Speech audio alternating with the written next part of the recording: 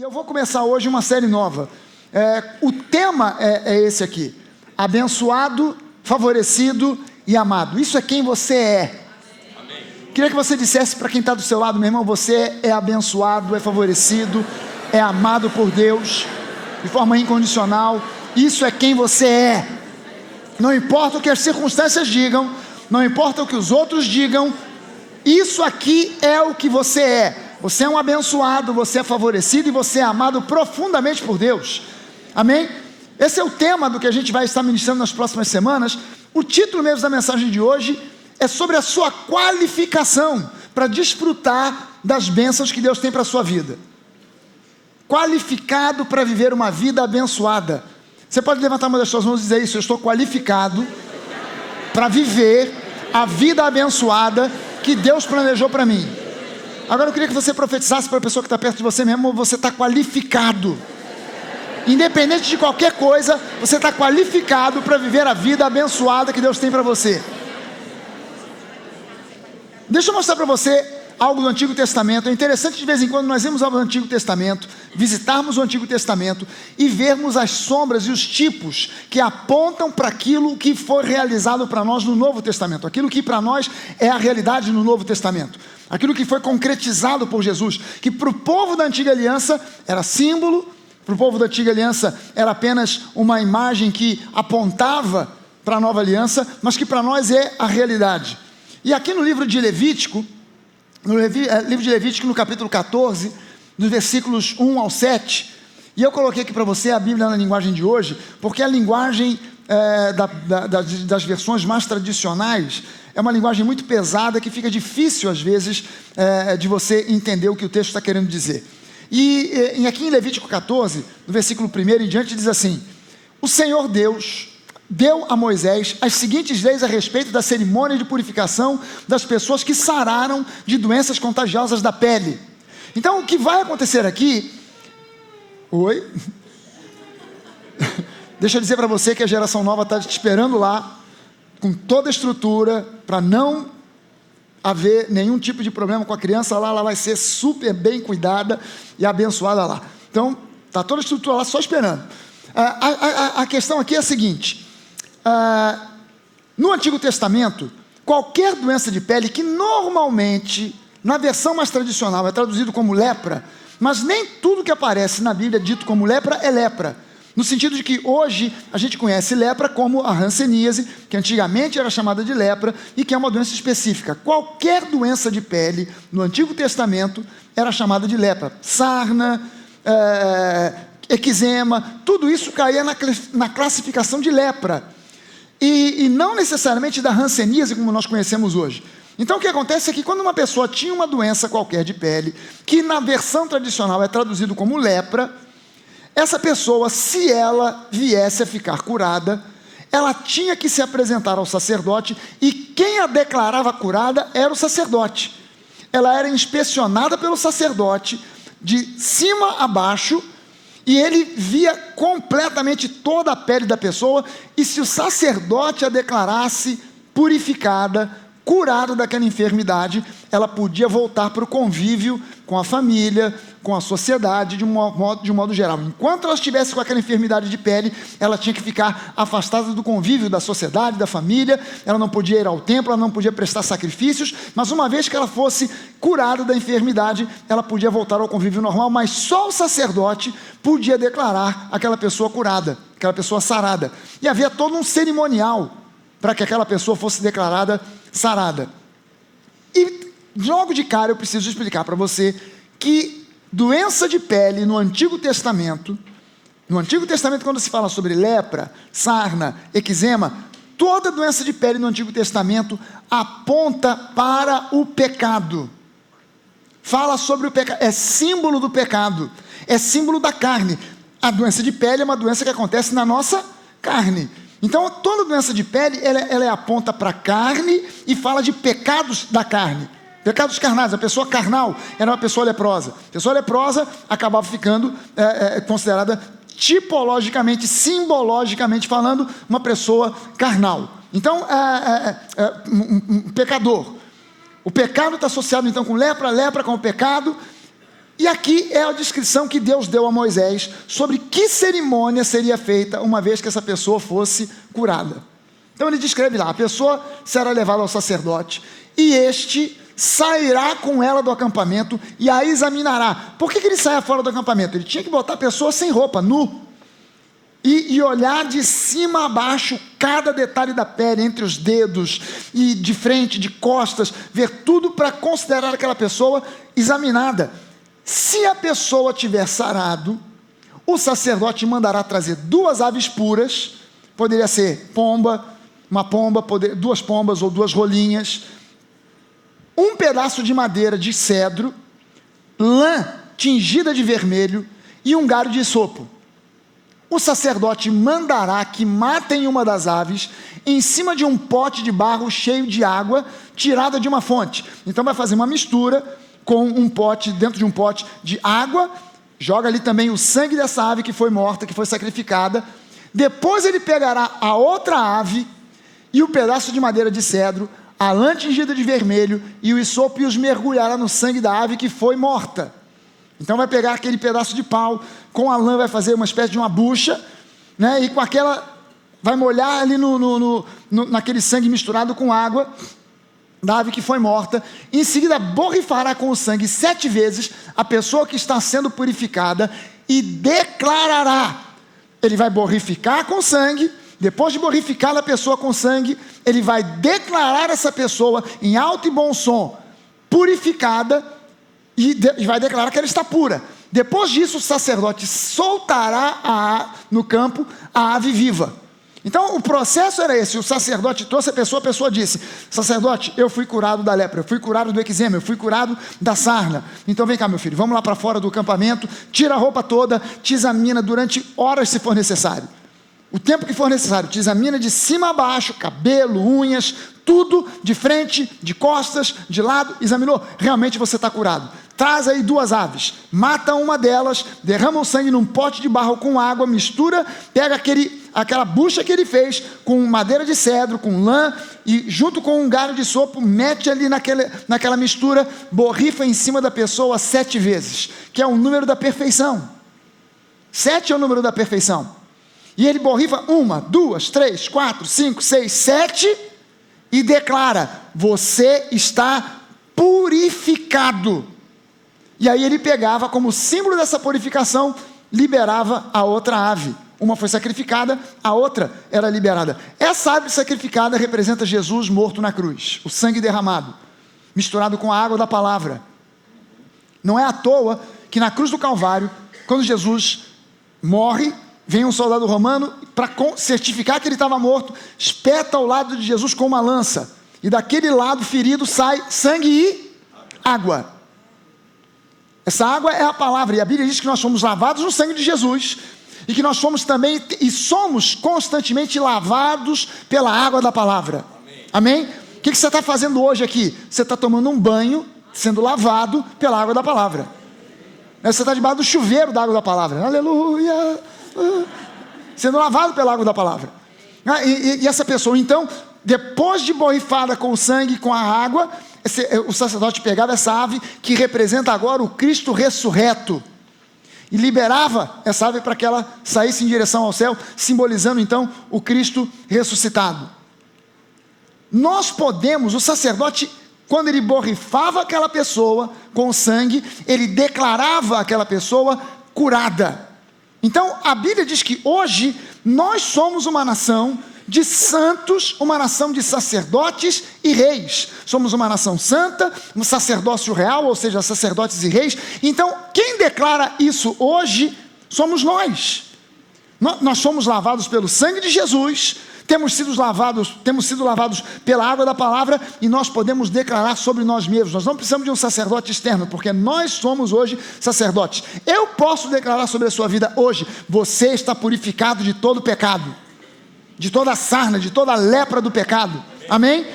E você pode declarar sobre si mesmo: eu me declaro purificado de toda a lepra do pecado. Amém? Você pode fazer isso agora? Diga assim: eu me declaro purificado pelo sangue de Jesus, pela água da palavra, de toda a lepra do pecado. Aleluia. Você pode profetizar isso para a pessoa que está do seu lado. Você pode dizer: meu irmão, você já foi declarado purificado de toda a lepra do pecado, pelo sangue de Jesus, pela água da palavra. Aleluia. Isso é o Antigo Testamento apontando para Jesus, amém, gente? Quando você lê aquela cerimônia sem entender que o Antigo Testamento aponta para Jesus, que são símbolos, tipos, você lê e fica ali: poxa, mas que cerimônia é essa? Mata uma ave, mistura sangue com água, pega um pedaço, faz uma bucha, joga 7 vezes na pessoa, declara: que cerimônia esquisita. Mas essa cerimônia, ela remete à cruz do Calvário e fala sobre a ressurreição de Jesus e a nossa purificação pelo sangue de Jesus. E o que acontece ali é que quando o sacerdote declarava a pessoa purificada, ninguém mais tinha autoridade para dizer que aquela pessoa não estava purificada da enfermidade. Ainda que a pessoa chegasse em casa e as pessoas dissessem: ah, não, essa tua doença não ficou curada não. Não, mas o sacerdote já me declarou purificado. Ninguém mais poderia dizer. Se o sacerdote, por sua vez, não declarasse a pessoa curada, ainda que os amigos dissessem que estava, que todo mundo: não, mas eu acho que já curou, eu acho que você está bem demais, não tem mais aí sarna, não tem lepra, não tem eczema, não tem mais nada aí. Não, mas o sacerdote disse que eu não estou purificado. Ou o contrário: não, mas olha, eu acho que essa tua lepra não passou não. Eu acho que esse teu eczema não foi embora não. Eu acho que essa sarna continua aí. Não, mas o sacerdote já me declarou purificado. Ah, mas eu acho que esse sacerdote deve estar míope. Ele não interessa. Ele é a autoridade máxima em Israel. E ele declarou que eu estou purificado, então purificado eu estou. Amém, gente? Se Jesus diz que você foi purificado da lepra do pecado, ninguém, nem o inferno, nem vizinho, nem amigo, nem ninguém pode declarar que você é impuro. Por isso a gente diz que você é santo. Você entende isso? Traga isso para o Novo Testamento e veja a transição entre o Antigo e o Novo Testamento. O leproso procura Jesus. Jesus declara o leproso curado. O leproso se apresenta às pessoas, ao sacerdote, a todo mundo, curado. Como é que você chama uma pessoa que foi um leproso e agora não tem mais lepra? Você chama essa pessoa de leproso? Por quê? Porque ela foi um leproso, mas agora Jesus a curou, então agora ela é uma pessoa normal, não é isso? Você não apresenta: olha aqui o meu amigo leproso, que foi curado. Você não diz isso. Pessoal, um leproso que foi curado, peraí, ele está leproso ou ele está curado? Não, ele foi um leproso, agora ele é curado, Jesus o curou. É a mesma coisa em relação à santidade. Você não é um pobre, miserável pecador, salvo pela graça. Se você foi salvo, você foi um pecador, agora você é santo. Você está entendendo a lógica disso? A simplicidade disso? Amém, gente?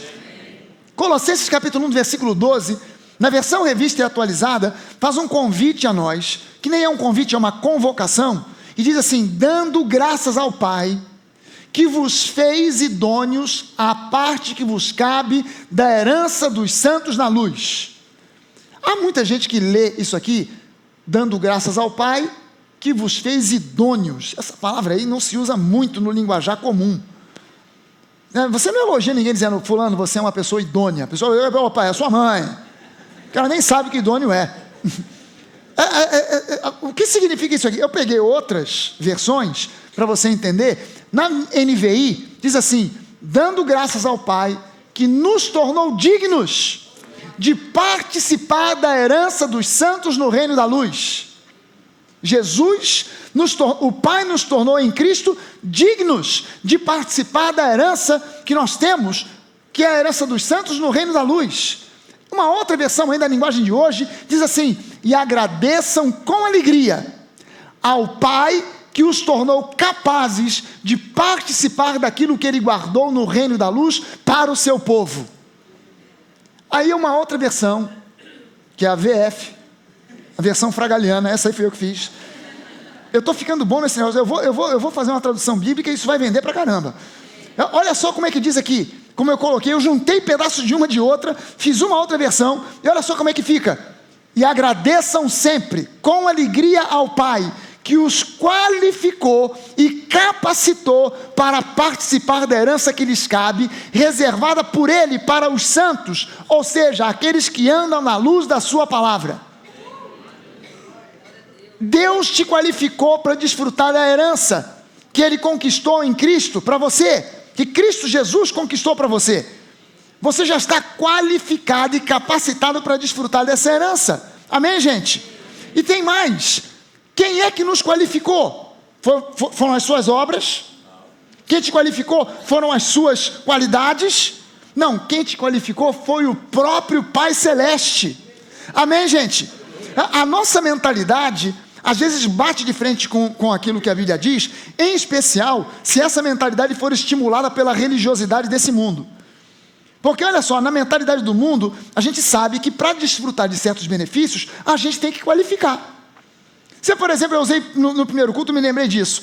Há uma maratona que todo maratonista gostaria de correr. Nem todos podem. Maratona de Boston. É uma maratona das mais tradicionais, das mais famosas do mundo, e todo mundo que corre corridas de longa distância, que se tornou um maratonista, gostaria de correr a maratona de Boston. Mas só pode correr a maratona de Boston quem qualifica. Existem algumas outras maratonas ao longo do ano nos Estados Unidos, que se você correr e fizer um determinado tempo, correndo uma determinada faixa de tempo, dentro da sua faixa etária, você consegue qualificar para então correr a maratona de Boston. A maratona de Boston não corre qualquer um que entra na internet e se inscreve. Não, primeiro eu preciso me qualificar através de uma outra maratona. Se eu me qualifiquei, então eu posso ir lá e me inscrever. Eu tenho o direito agora de me inscrever, porque eu qualifiquei para a maratona de Boston. E a gente traz essa mentalidade, para dentro do reino de Deus. Eu gostaria muito de ser um oficial do exército, mas para ser oficial do exército, eu primeiro preciso qualificar. Eu tenho que fazer curso, eu tenho que fazer teste físico, eu tenho que passar anos estudando, e depois, se eu fui aprovado e eu qualifiquei, agora eu posso então participar da cerimônia, onde eu vou receber as insígnias, as estrelas, o uniforme, etc. e tal. Aí sim, mas eu primeiro preciso qualificar. A gente traz essa mentalidade para dentro do reino, e essa mentalidade ainda é estimulada pela religiosidade desse mundo. Mas a verdade é que quem nos qualificou para desfrutarmos de tudo que Deus conquistou para nós na cruz do Calvário foi o próprio Pai. Não foi você, não são as suas qualidades. Por isso, nós entendemos, e é simples de entender, que o que Deus nos dá, tudo o que Ele nos dá pela graça, e a gente recebe pela fé. Graça é favor imerecido. Deus não deu porque você conquistou, porque você merece. Afinal de contas, já passou por poucas e boas nessa vida, chegou a hora de um refresco, então agora você merece. Não é isso. Não, você sempre foi uma menina muito bem comportada, um rapaz muito bem comportado, só tirava nota boa na escola, obedeceu papai e mamãe, então agora você merece. Não é nada disso. Graça é favor imerecido. Amém, gente? Nessa herança, nós possuímos tudo o que a gente necessita. Nada menos do que isso, tudo que você necessita: justificação diante de Deus, perdão dos pecados, vida abundante, sabedoria, alegria, paz, cura e muito mais. Tudo que você necessita está incluído nessa herança que Jesus conquistou para você. E além disso, ainda tem o seguinte: você já pode usufruir da herança hoje. Por quê? Porque o dono da propriedade, o dono da riqueza, que assinou lá o testamento, já morreu. Você só pode desfrutar de uma herança legalmente quando o dono da propriedade, o dono do terreno, o dono da riqueza morre. Aí a herança entra em vigor. Você pode desfrutar. O dono da herança já morreu. Só que ainda tem mais. Não somente ele morreu para te dar a herança, como ele ressuscitou e se tornou o meu e o seu advogado para garantir que você desfrute da herança. Para garantir que ninguém venha se meter para dizer que você não tem direito à herança. Não, ele mesmo morreu e ele mesmo ressuscitou para garantir que você desfrute da herança que ele mesmo te deu. Você está entendendo que você não tem nada a ver com isso? Você está entendendo que você não tem nada a ver com isso? Pelo contrário, você não merecia a herança, porque você e eu fomos nós que matamos o dono da herança. Pela lógica, isso no mundo funciona assim. Não, você já viu esses filmes que a pessoa está doida para desfrutar a herança e ela começa a planejar um jeito do testador morrer mais rápido, porque ele não morre, já está com 102 anos e não morre. Não é possível, eu quero desfrutar da minha herança. Então ele bota sopa envenenada para ver se a pessoa morre mais rápido. Ele serra um degrau da escada para ver se a pessoa tropeça e vem lá de cima rolando. Morreu. Pronto, agora posso desfrutar da herança. Até que um detetive descobre, a pessoa vai presa e não pode desfrutar da herança. Não, nós matamos o testador, ele deixou para nós a herança, nós matamos a ele, e ele ressuscitou e ainda se tornou o nosso advogado para nos defender. Você já viu isso? O morto ressuscitar para defender o seu assassino. Pois Jesus ressuscitou para nos defender, para garantir que nós desfrutemos da herança que Ele deixou para nós. Amém, gente? Aleluia! O que diz a religião tradicional? A religião tradicional diz que você precisa fazer alguma coisa para desfrutar da sua herança. Você tem que fazer alguma coisa para receber cura, prosperidade, salvação, harmonia para a sua casa e todas as bênçãos de Deus. Você tem que fazer, tem que pagar um preço, meu irmão. A vida cristã não é para qualquer um, porque tem que pagar, não são muitos os que conseguem, por isso nós somos poucos na nossa igreja, somos somente eu, o pastor e mais 5 aqui, mas nós 5 estamos com a salvação garantida, o resto não aguentou o peso da parada, mas os irmãos são os perseverantes que estão pagando o preço. É verdade, pastor, a igreja não cresce, mas glória a Deus por isso, aleluia. Não, aonde a palavra de Deus genuína é pregada, crescimento acontece. Amém, gente? Aleluia! Você não tem que fazer absolutamente nada. Há ensinos que dizem que para você desfrutar da herança, você tem que quebrar certas maldições até a 10ª geração.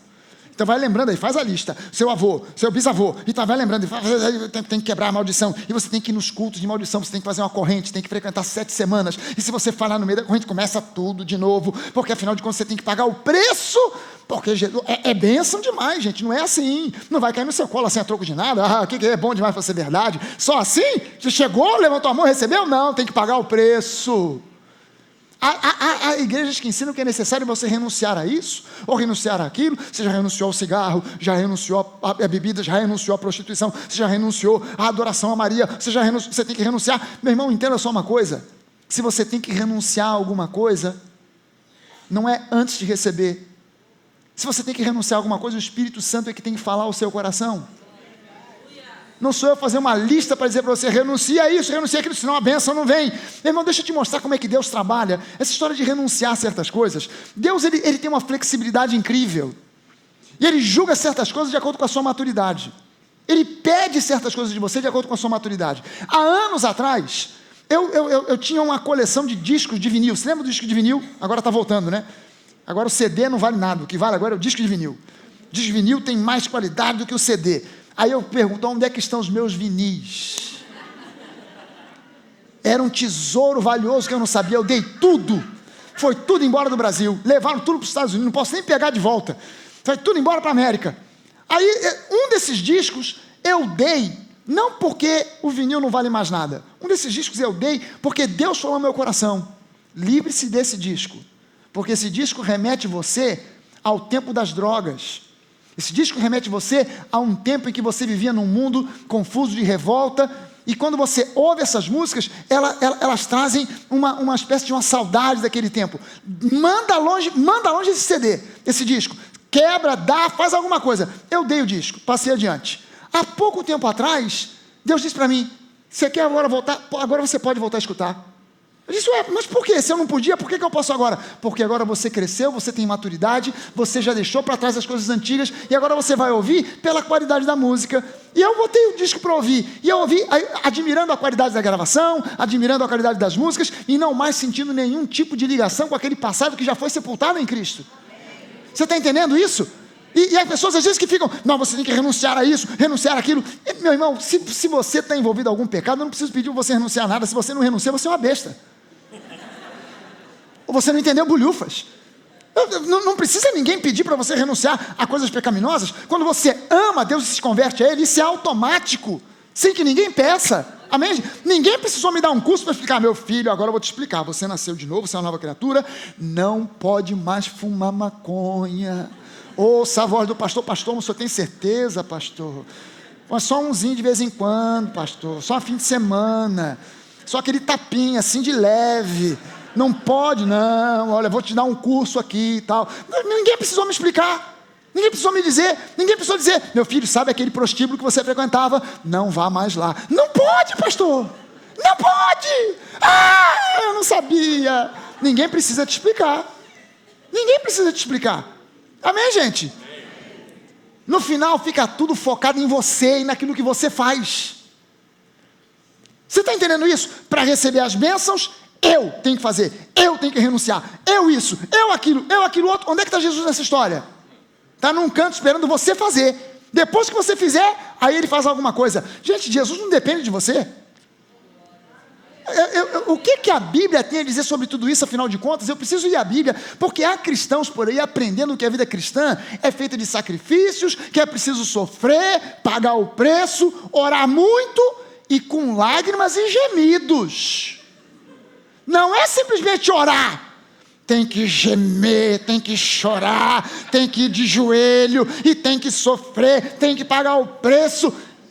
Tem que ler a Bíblia todo ano, de Gênesis a Apocalipse.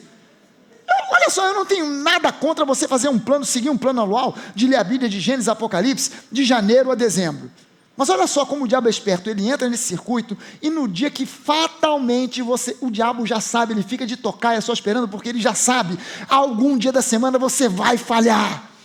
Ou porque você está muito ocupado, porque eu trabalho, porque você teve que fazer serão, porque você teve que dar um plantão, porque você não teve tempo, porque teve que levar as crianças no dentista, porque alguma coisa aconteceu, ou foi tudo ao mesmo tempo, naquele mesmo dia você teve que fazer 300 coisas, não deu tempo de ler a Bíblia naquele dia, aí você no dia seguinte, eu preciso agora, eu tinha que ler 4 capítulos, vou ter que ler 8, porque senão Deus não abençoa. Não é uma questão de você quer empatar para cumprir uma tarefa, porque você acha que no final, quando você terminar de ler o livro de Apocalipse, agora a bênção vem. E no ano que vem, começa tudo de novo. Deixa de ser um desafio e passa a ser uma obrigação. Deixa de ser uma coisa de você querer conhecer a Bíblia. Por que eu vou ler a Bíblia todo dia? Por que eu leio a Bíblia, não necessariamente todo dia, mas por que constantemente eu vou à palavra? Não é porque eu quero cumprir uma tarefa, é porque eu quero conhecer as bênçãos que Deus tem para mim, eu quero conhecer quem eu sou em Cristo, eu quero conhecer quem Deus é. Eu não estou cumprindo uma tarefa para agradar a Deus, amém, gente?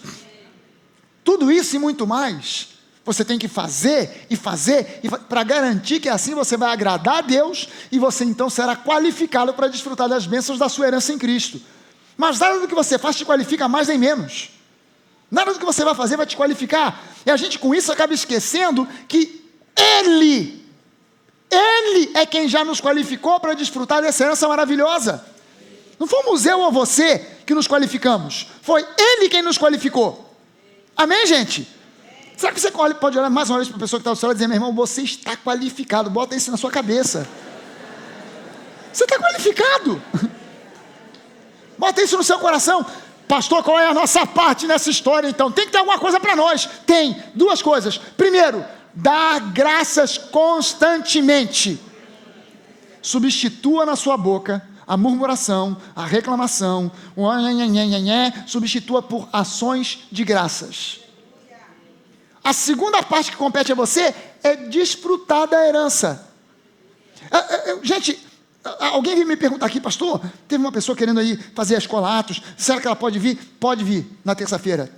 As vagas teoricamente já estavam encerradas, mas eu mandei abrir, mandei escancarar, não quero nem saber. Você precisa entender sobre louvor e adoração, você precisa vir fazer aquilo que teoricamente é o 3º ano, mas que qualquer um pode fazer, que é a escola de louvor e adoração que a gente tem inserido dentro da Atos, que é ministrada aqui pelo pastor Bené, pelo Dudo, o pessoal que ministra aqui, que está lá ministrando, para você entender que a adoração não é música necessariamente, mas que é um estilo de vida, e que esse estilo de vida é o estilo que a Bíblia pede de você. Quando você substitui reclamação, murmuração e fala mal da vida alheia e fofoca por ações de graças, quando você aprende isso e entende isso, por que Deus levanta homens como o pastor Bené? Por que Deus levanta conjuntos e grupos de bandas como o 4x1, como a Vibe, que cantam os louvores? É para inspirar você a manter firme uma atitude de dar graças a Deus constantemente, porque é isso que resolve o problema. Ouça o seguinte, quando você dá a Deus adoração, isso traz sobre você cura, libertação, restauração, transformação. Você quando sente coceira na língua para falar mal da vida alheia, para fofocar, para reclamar, para murmurar, substitua isso por ações de graças. Eu garanto que a sua vida vai mudar da água para o vinho. Meu irmão, eu estou dizendo para você que está assistindo pela internet, eu sei que há pessoas ouvindo e assistindo esse culto pela internet, que são presos hoje porque acham que a bênção só vai vir quando ele cumprir as 7 semanas da corrente, não sei das quantas. Você não precisa de corrente nenhuma, você precisa de dar a Deus ações de graças. Quando você dá a Deus ações de graças, o milagre começa a acontecer no mesmo dia, não daqui a 7 semanas. Mas você precisa colocar na sua boca ações de graças constantemente. Faça essa oração aqui comigo, diga isso: Senhor, eu te dou graças porque você me qualificou para andar na luz da salvação, em prosperidade, curado, com a minha família acumulada por tuas bênçãos, em nome de Jesus. Aleluia, aleluia.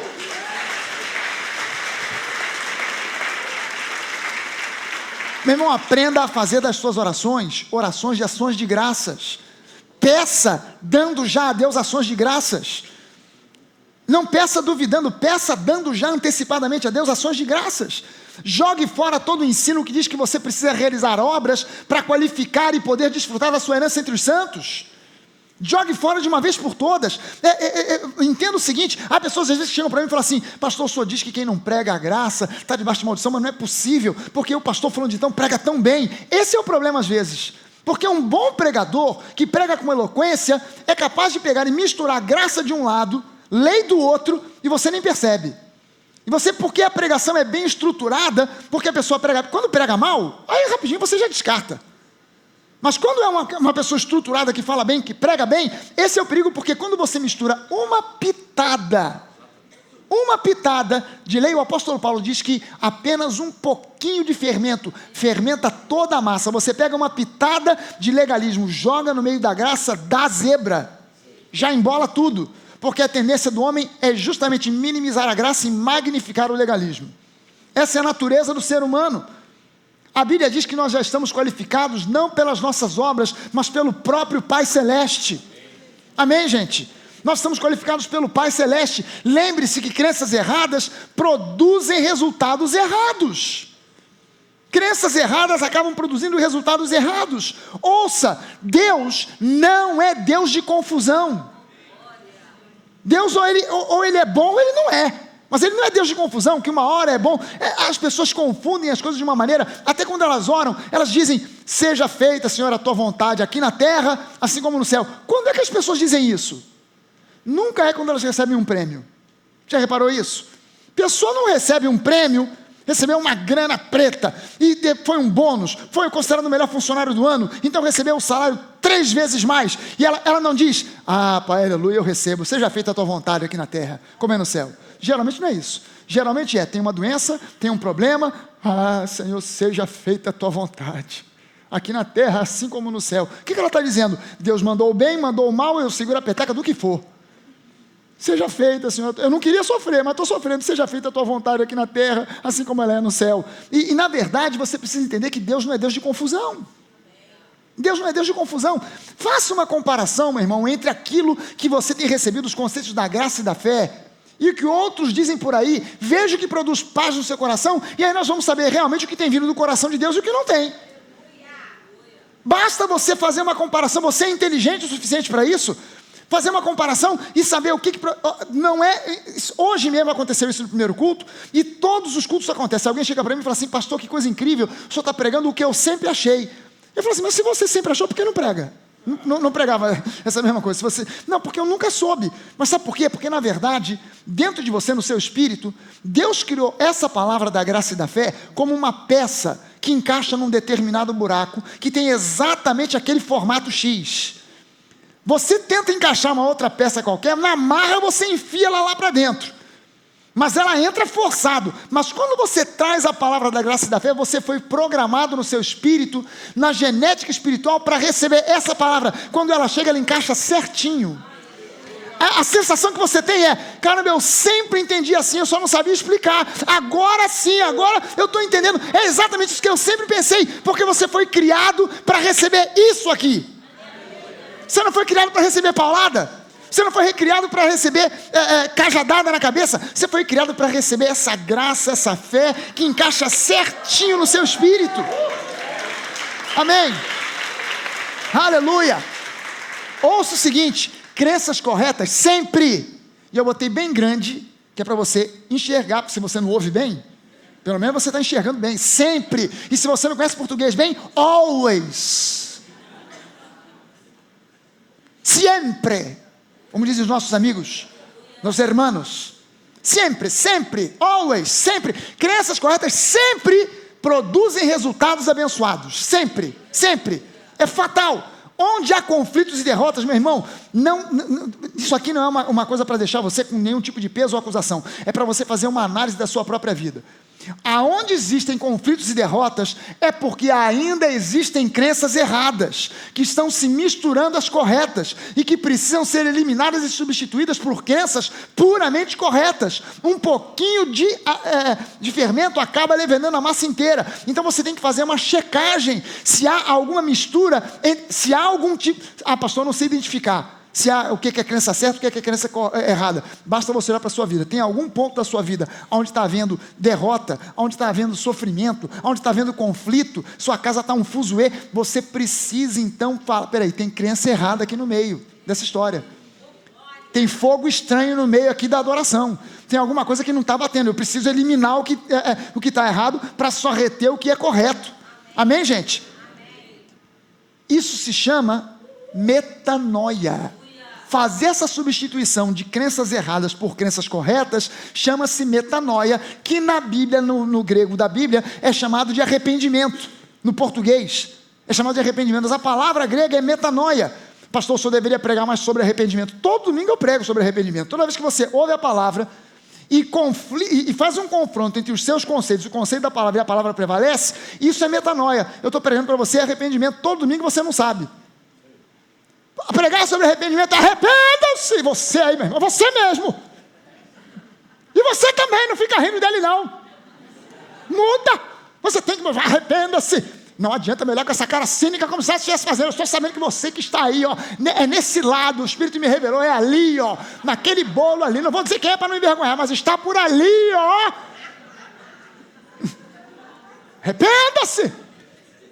Não, isso aí é legalismo, é arrependimento. Quando eu prego a palavra, se você ouve e recebe, isso aí provoca metanoia, mudança de mente, que gera mudança de comportamentos. Amém, gente?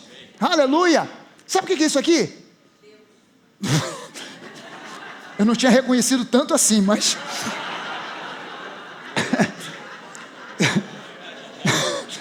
Isso aqui literalmente é a barreira de corais da Austrália. É a maior barreira de corais, é o maior recife de corais que existe no mundo, é na Austrália, que envolve praticamente quase que toda a Austrália. Essa barreira é chamada barreira de corais. Você anda alguns quilômetros por mar adentro e de repente o mar fica raso. E você tem um lugar de mergulhos maravilhosos. E essa foto aqui eu tirei quando fui à Austrália, no mergulho de 60 metros. Brincadeira, gente. Não fiz esse mergulho ainda não. Eu até fui à Austrália, mas nem entrei dentro do mar. Mas isso aqui é uma foto da barreira, chamada barreira de corais. Mas a grande barreira que impede o nosso relacionamento com Deus fluir de maneira perfeita não é o que você pensa. Porque as pessoas pensam que a grande barreira é o pecado. Tem algum pecado na sua vida, você não está usufruindo das bênçãos porque tem algum pecado escondido. Eis que vejo, tem um pecado escondido aí. É desse lado, mais para o fundo. Tem alguém com pecado escondido, Deus está me revelando. Não. A grande barreira para desfrutar das bênçãos não é o pecado. O problema do pecado já foi resolvido 100% por Jesus na cruz do Calvário. Você precisa entender que a grande barreira para você ser abençoado já foi removida por Jesus na cruz do Calvário. E essa grande barreira é o pecado. Já foi removido. Amém? A grande barreira para que você tivesse um relacionamento pleno com Deus, para que as bênçãos de Deus fluíssem na sua vida e você pudesse desfrutar dessa herança maravilhosa que Ele tem para você, essa barreira já foi removida por completo. Amém? Que era a barreira do pecado.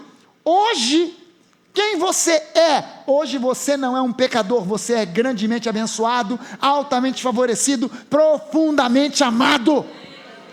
Você pode repetir isso aqui? Eu sou grandemente abençoado, altamente favorecido, profundamente amado pelo Pai. Aleluia! Isso é quem nós somos. O grande problema hoje não é o pecado, o grande problema hoje é a incredulidade. O grande problema hoje da humanidade não é a questão do pecado, isso aí Jesus já resolveu. Os pregadores às vezes botam foco, não, o problema é o pecado, porque é pecado para lá, é pecado para cá. O problema da humanidade não é o pecado. O problema da humanidade hoje é a incredulidade na obra que Jesus fez. 1 João capítulo 4, versículo 17, diz para nós que segundo Jesus também nós somos nesse mundo. Em Jesus há pecado? Então em nós também não há. Porque segundo Ele também nós somos. Agora, há cristãos hoje que estão demais falando, exaltando e dando grande valor ao diabo, que eu botei pequenininho ali, que é para você entender o tamanho dele. Há cristãos hoje exaltando, dando grande valor ao diabo, ao inferno, e poucos sabem muitas vezes sobre o Pai, sobre Jesus, sobre o Espírito Santo, quem eles são em Cristo, o que eles podem em Cristo, o que eles possuem em Cristo.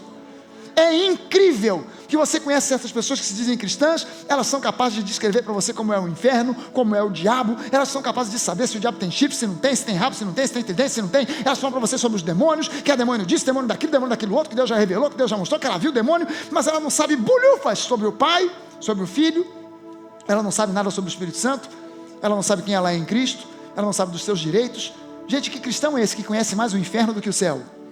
Que cristão é esse que conhece mais as coisas do inferno, do diabo, do que do Deus a quem ele diz adorar? Isso é uma inversão de valores. Ficar botando foco no inferno, no diabo e etc e tal. Isso tudo aqui, no final das contas, é fonte de erro, causa medo e dá margem para manipulação. Pessoas ofertam por medo. Pessoas vão à igreja por medo, pessoas frequentam cultos por medo, pessoas se decepcionam com igrejas, mas não saem daquela igreja para buscar uma outra mais abençoada por medo, porque tudo isso gera medo e manipulação. E eu preciso entender que em Cristo eu sou livre. Cristo fez de você uma pessoa livre. Já ouviu esse papo aqui em algum lugar? Cuidado para você não dar brecha para o diabo. Está com esse problema? Você deu alguma brecha, confessa a tua brecha, você deu alguma brecha para o diabo. E em geral isso aqui é baseado num versículo bíblico, é baseado em Efésios 4, 27. Lá no versículo 26 lá, irai-vos e não pequeis, não se ponha o sol sobre a vossa ira, nem deis lugar ao diabo. Ora, se a pessoa pode dar lugar ao diabo, só pode ser que a pessoa abriu uma brecha, o diabo achou lugar, entrou, começou a causar problema na área financeira, problema na área de saúde, problema na área de família, e etc e tal, porque a pessoa deu alguma brecha. Mas olha só, Colossenses no capítulo 1, no versículo 13, diz para nós, Ele nos, presente, passado ou futuro? Ele nos libertou, passado, já aconteceu, Ele nos libertou do império das trevas, nos transportou para o reino do Filho do seu amor, algo que já aconteceu. Aquilo que Jesus fez não pode ser desfeito, nem pelo diabo, nem sequer por você mesmo. Então que brecha é essa? Para a gente entender essa história, o que significa dar lugar ao diabo? Vamos ler Efésios 4, vamos antes, para ler o contexto, para você entender o contexto todo de Efésios 4. Ou pelo menos dessa porção aqui, no versículo 17, olha só como é que o apóstolo Paulo coloca, preste atenção na leitura, vá lendo com calma junto comigo, para você interpretar o que você está lendo aqui. Isto, portanto, digo, e no Senhor testifico, que não mais andeis como também andam os gentios, aqueles que não têm Jesus, que não têm aliança com Deus, na vaidade dos seus próprios pensamentos, obscurecidos de entendimento, alheios à vida de Deus por causa da ignorância em que vivem, pela dureza do seu coração. Quem é duro de coração aqui, diga amém. Não tem ninguém. Porque todo mundo aqui nasceu de novo. Está começando a entender que está uma diferença. Paulo está fazendo uma comparação aqui entre o incrédulo e aquele que crê, aquele que não nasceu de novo e aquele que nasceu de novo. Você está entendendo? Em que lado você entra aqui? Nos que não nasceram de novo ou nos que nasceram de novo? Então tem recado para você, mas tem recado para o incrédulo aqui. Os quais, esses incrédulos, tornando-se insensíveis, os insensíveis aqui, digam aleluia. Ninguém. Se tornaram insensíveis, se entregaram à dissolução para com avidez cometerem toda sorte de impureza, mas não foi assim que aprendestes a Cristo. Se é que de fato o tendes ouvido e nele fostes instruídos, segundo é a verdade em Jesus. Aqui começa o problema. Você está entendendo? Olha só o que o apóstolo Paulo está dizendo. vocês já não deveriam estar vivendo assim, se vocês estivessem sendo instruídos na verdade de Jesus.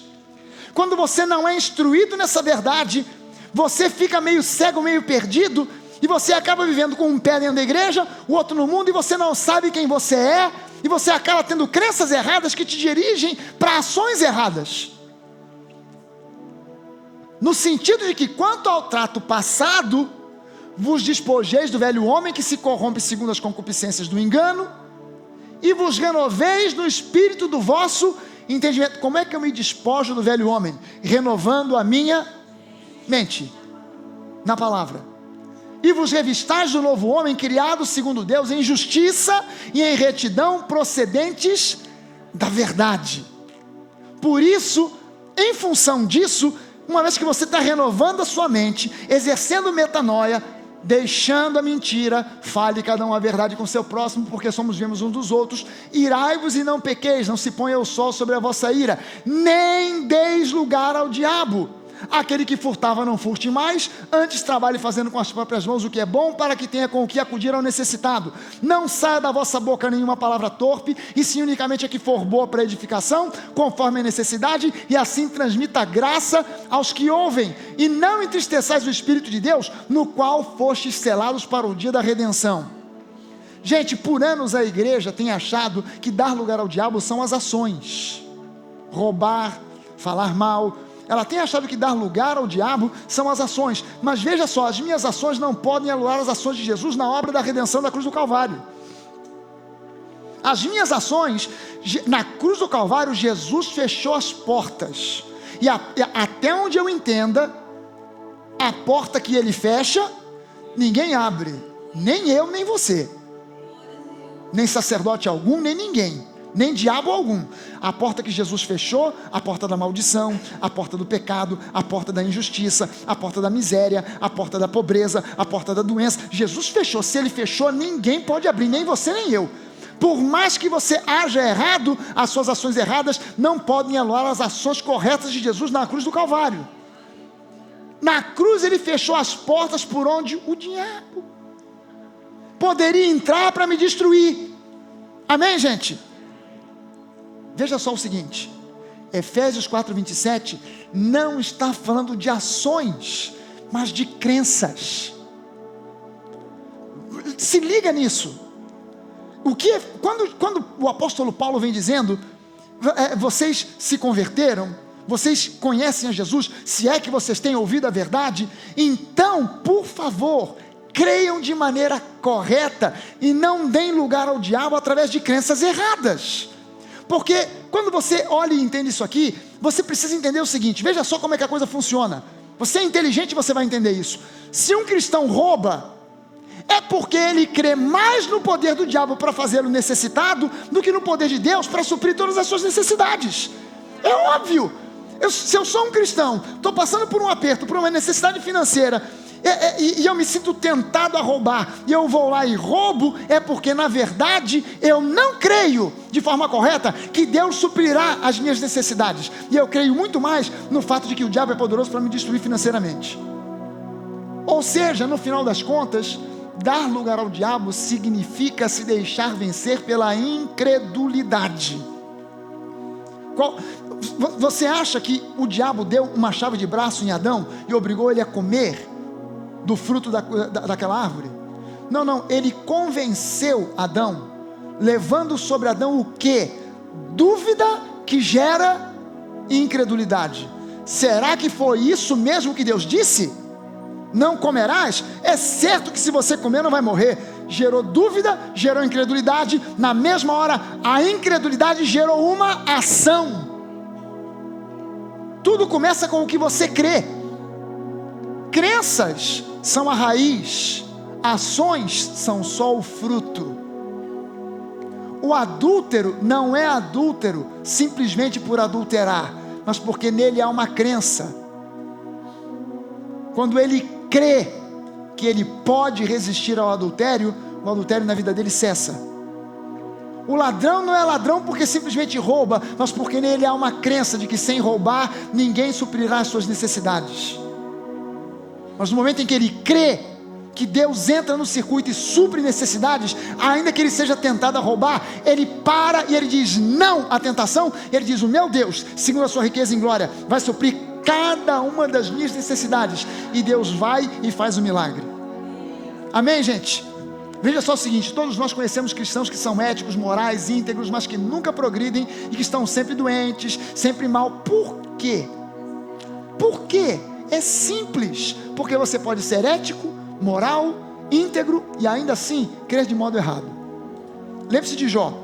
Jó era moral, era íntegro, era ético, mas o diabo caiu em cima dele com uma força violenta, e no final das contas ele reconheceu: é porque eu te conhecia só de ouvir falar, agora os meus olhos te veem e eu creio, e a minha crença gerou em mim uma atitude nova. Eu agora não condeno mais os meus amigos, eu estou orando por eles. Aí Deus deu para ele o dobro de tudo que ele tinha. Não foi quando ele fez a corrente, não foi quando ele quebrou a maldição, não foi quando ele, não, foi quando ele reconheceu que a justiça dele era insuficiente para produzir a bênção que ele precisava. Ele passou, leia o livro de Jó, e você vai dizer que ele está dizendo todo o tempo: Senhor, na minha integridade, Senhor, na minha justiça, porque eu não cometi nada, e etc. Ele tentando apresentar a justiça dele para Deus, e Deus quieto e calado, olhando só para a cara de Jó, e os amigos dele dizendo: Jó, não é possível, tem alguma coisa aí, debaixo desse angu tem caroço, você aprontou alguma? E Jó respondeu: não, na minha justiça eu permaneci, na minha justiça eu permaneço. Até a mulher de Jó se virou contra ele: nega esse teu Deus, morre logo de uma vez, porque esse teu Deus aí, crenças erradas, e o diabo tentando trazer mais crenças erradas e mais crenças erradas. No final da história é que Jó chega a uma conclusão: caramba, eu falei de coisas que eu não entendia, eu estava tentando me apresentar a ti com as minhas justificativas, com a minha justiça, porque eu só te conhecia de ouvir falar, e eu pensava que eu precisava me qualificar, mas agora eu estou entendendo que só o Senhor pode me qualificar, e eu creio que o Senhor me qualificou. Deus deu a ele o dobro de tudo que ele tinha perdido. Porque crenças são a raiz, as atitudes são só o fruto do que se crê. Amém, gente? Substitua as más palavras e ações que demonstram incredulidade por ações de graças, e as coisas vão começar a mudar para você. Meu irmão, eu desafio você que está assistindo pela internet, que de repente está dizendo: olha, eu fui convidado e vou participar da campanha das 7 semanas da corrente quebrada e arrebentada. Eu vou lá porque lá tem a água santa, porque lá tem a água abençoada que eu vou beber, e durante 7 semanas, cada litro d'água que eu beber em 7 semanas são 7 litros, depois do 7º litro a bênção vai chegar. Eu quero convidar você a sair desse sistema de superstição e simplesmente dar ações de graças. Ações de graças, ações. O segredo de uma vida vitoriosa são ações de graças. Ações, substitua a murmuração, substitua a queixa, a reclamação. Pastor, meu senhor não conhece a minha realidade, essa minha família, esse meu marido não vale nada. Para de falar assim e celebra antes da vitória chegar. Começa a declarar: meu marido é uma bênção, minha família é uma bênção, a sua família está pegando fogo, o ciclo está pegando fogo. Faça o contrário. Olha só o que a igreja diz: você quer vitória? Vai orar no monte. Você sobe morro, desce morro, sobe morro, desce morro, sobe morro, desce morro, e tudo continua na mesma. Aí Jesus, que vivia subindo o monte, vira para você e diz assim: quando for orar, tranca-se no teu quarto. A religião te convidou para subir o monte, Jesus te mandou ir para o quarto. Onde é que está o lugar de oração abençoado? Está mais perto do que você imaginava. É só você andar pelo corredor, entrar no quarto e fechar a porta. Senhor, lá fora a família, na sala a família está se estapeando. Olha a gritaria, Senhor: não vale nada, tá pra aí, mais uma cadeira quebrada. Aí, você é um desgraçado, aí quebrou o prato da vovó. Senhor, mas eu te dou graças, porque a minha família é uma bênção. Eu te dou graças porque isso aqui tem dia e hora para acabar, e em nome de Jesus esse povo todo vai se converter. Substitua por ações de graças. Substitua por ações de graças. Ao invés de você se trancar no quarto para ficar: Senhor, olha só o que o diabo está fazendo nesta casa. Eu não aceito este capeta, demônio da família, sai agora em nome de Jesus. Ok, você tem autoridade para repreender demônios, mas pare de ficar só orando e repreendendo demônios. Já repreendeu? É o suficiente, basta uma vez. O diabo não é surdo. Se você falou para ele: sai em nome de Jesus, não precisa gritar, não precisa berrar, não precisa repetir. Falou, acabou. Agora dê ações de graças. Gaste tempo dando a Ele ações de graças, dando a Deus ações de graças. Esse é o segredo da vitória. Você não vai precisar de 7 semanas na corrente, porque quando você começa a dar ações de graças, o milagre acontece na hora. Paulo e Silas, presos, com as costas chicoteadas, arrebentadas, com os pés presos no mais profundo calabouço, à meia-noite, davam a Deus ações de graças. No meio da noite, um terremoto veio, arrebentou a cadeia, arrebentou tudo. Não foi 7 semanas depois. Não foram 7 semanas depois. Silas, você e eu, Silas, nós precisamos fazer uma corrente. Vamos aproveitar os presos todos aqui. Todo mundo é convidado para a corrente da libertação total das cadeias e tal. Primeira semana, aleluia. Oh, meu pai, já estamos em jejum aqui, mas é forçado, porque na cadeia não tem comida. Mas recebe como uma adoração a ti, meu Deus, em nome de Jesus. Então, não foram 7 semanas. Foi adoração, foi ações de graças. E na hora Deus entrou com um circuito e arrebentou com as cadeias. Você entende por que as pessoas falam que com o diabo é rápido, com Deus é lento? Porque elas ficam na cadeia, elas ficam na corrente, na campanha, uma semana, 2 semanas, 7 semanas. Aí eu falei no meio, eu fui na primeira semana, segunda semana, terceira semana, na quarta eu falei, tem que começar tudo do zero. Aí mais 1 semana, 2 semanas, 3 semanas. Quando você começa a dar ações de graças, é na hora que Deus começa a agir. Não é daqui a 1 semana, não é daqui a 1 mês, é na hora que Deus começa a agir. Lembre-se, Deus Pai já te qualificou, ninguém pode te desqualificar. Então, meu irmão, exerça a sua fé. Se Deus te qualificou, ninguém pode te desqualificar. Exerça a sua fé. Não fique procurando onde estão as brechas na sua vida. Se há algum pecado, você sabe muito bem. Você não é burro, não é bobo. Não vem dizer para mim que você não sabe. O que, pastor? Eu não estava sabendo desse negócio de adultério é pecado. Ah, se eu soubesse. Ah, ninguém me falou, pastor. O quê? Se eu soubesse, pastor, eu não tinha me envolvido no negócio do petrolão. Ai, meu Deus do céu. Me falaram que era só para levar o carro para lavar na Lava Jato. Quando eu fui ver, eu estava... Mas eu não sabia. São só 2 bilhões que me deram, pastor. Isso é uma grana besta, um trocado que me deram, 2 bilhões. Mas eu não sabia, pastor. Eu não estava sabendo. Você não sabe? Se você tiver 2 neurônios funcionando, um para levar, outro para trazer, você sabe. Não precisa ninguém identificar, ficar procurando brecha. Se você está envolvido em pecado, você sabe. O que você faz? Pastor, eu descobri, realmente eu fiz uma análise, eu estou envolvido num pecado sério. Então, meu irmão, apenas exerça metanoia e creia que você está qualificado. Creia, somente exerça metanoia, acabou. E você está qualificado. Ouça, pessoas que ficam com essa paranoia de guerra espiritual acabam se tornando pessoas insuportáveis, que veem o diabo em tudo, e isso vai numa progressão geométrica. Porque ela começa a ver diabo em tudo quanto é canto. É na roupa que o sujeito usa. Olha, aquela roupa ali. Então, teve uma pessoa que chegou uma vez para mim. A nossa projeção aqui tinha um logo que tinha uma imagem de uma foto tirada pelo Hubble. Uma foto do espaço sideral. E era uma foto de uma nebulosa, toda colorida, com nuvens amarelas, roxas, vermelhas. Uma imagem linda. Aí alguém chegou para mim e falou: pastor, eu enxerguei um homem ali no fundo daquele negócio.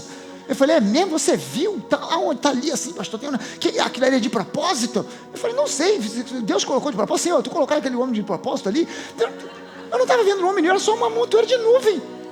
Mas a pessoa já começa: opa, tem um homem escondido ali, é na nova era, é nova o quê? Nova era. Olha aí. Cuidado com o símbolo da Coca-Cola, que na Coca-Cola tem um lobo. Se você virar de cabeça para baixo, tem um lobo. Cuidado com o CD do Benex, se você tocar de trás para frente, tem lá um negócio, vai numa progressão geométrica. Porque a pessoa começa a ouvir o capeta em tudo. Porque começa assim: não, olha, o disco do Roberto Carlos, botaram para tocar ao contrário, tem coisa do diabo. O disco da Xuxa, botou para tocar ao contrário, tem coisa do diabo. Aí já começa a vir para dentro do arraial de Deus. E o disco do Bené também, se trocar, olha, eu escutei. Louvado seja o capeta. Quando tocava pro lado certo, era: o Senhor é grande e maravilhoso. Quando tocava ao contrário, louvado seja o capeta. Porque quando toca ao contrário, a voz sempre sai enrolada assim, né? Parece um bêbado com doença de Parkinson que teve um derrame. Louvado seja o capeta. Tá vendo? Olha, sabia? E vai numa paranoia. Pessoa vê diabo atrás de poste, em carro que passa, em tudo ela vê o capeta. Ela acorda de madrugada, ela vê uma imagem assim, balançando, ela diz: o diabo está repreendido. Quando ela acende a luz, é só a camisola pendurada. Mas ela começa a ficar numa paranoia, ela se torna uma pessoa insuportável. Eu não suporto esse pessoal que tem mania de negócio de guerra espiritual do meu lado. que vive com essa paranoia para tudo quanto é lado ver o capeta. Para de ver o capeta e começa a ver Jesus. Aleluia! Aleluia! Meu irmão, a melhor maneira de resistir ao diabo é ignorar o diabo. A Bíblia não diz que nós devemos resistir ao diabo? Qual é a melhor maneira? É você ficar olhando para ele, que resisto. É como se você estivesse lutando judô. Agarra o diabo na gola, ele agarra na sua, você começa a tentar derrubar ele para lá, estou te resistindo. Daqui a pouco você está descendo uma valsa com o capeta. Sabe qual é a melhor maneira de resistir ao diabo? É ignorá-lo. Quantas mulheres aqui alguma vez passaram na rua e um engraçadinho, belezura. Já aconteceu com quantas mulheres aqui alguma vez na vida? Com quantas já? Já? O que você fez? Você olhou e começou...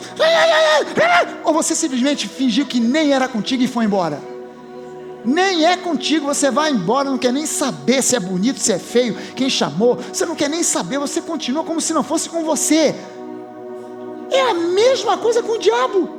Qual é a melhor estratégia para você resistir ao diabo? Ignore o diabo, ele quer atenção, ele é uma criança carente, ele quer atenção, e você tem que botar o teu foco em Jesus. Amém? Aleluia!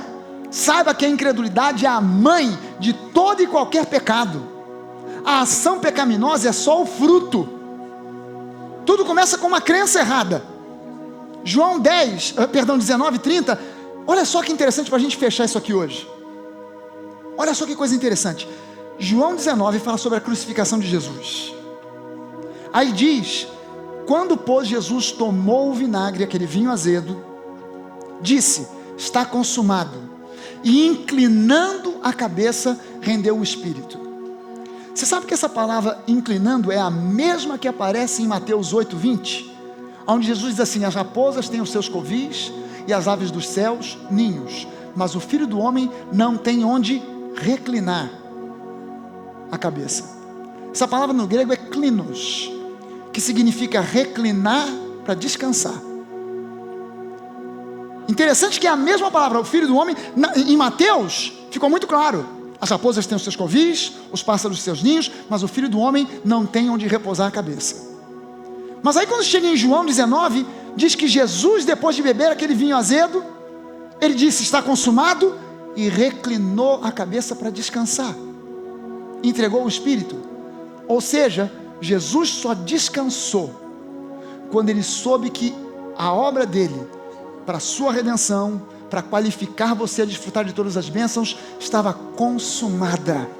Jesus nessa terra não tinha onde reclinar a cabeça. Ele encontrou um lugar onde reclinar a cabeça, na cruz, para que você e eu tenhamos o direito de usufruir da herança que ele conquistou para nós. Quem é o diabo para dizer que você não qualifica? Quem é o seu vizinho para dizer que você não qualifica? Quem é o pastor fulano de tal para dizer que você não qualifica? Quem é o bispo, profeta, patriarca ou diabo que seja para dizer que você não qualifica? Só se estiver debaixo do meu ministério. Isso é manipulação, isso é mentira, isso é diabólico. Você é qualificado para desfrutar de tudo aquilo que Jesus conquistou para você. Aleluia! Aleluia! Meu irmão, você é grandemente abençoado, altamente favorecido, profundamente amado, e o seu futuro é tão brilhante como cada uma das promessas bíblicas, em o nome de Jesus.